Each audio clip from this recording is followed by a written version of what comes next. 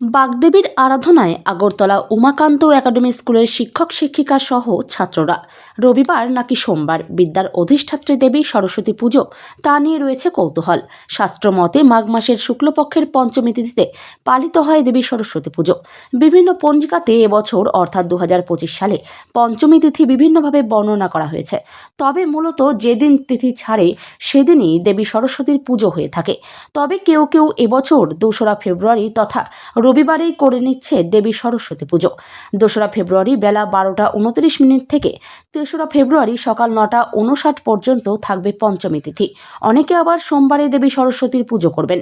রবিবার দেবী সরস্বতীর পুজো উপলক্ষে আনন্দে মেতে উঠেছে আগরতলা উমাকান্ত একাডেমি স্কুলের ছাত্ররা।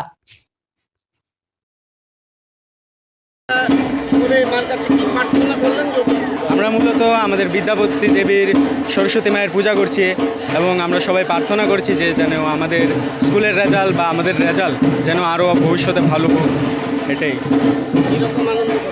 হ্যাঁ, আমরা অনেক আনন্দ করছি।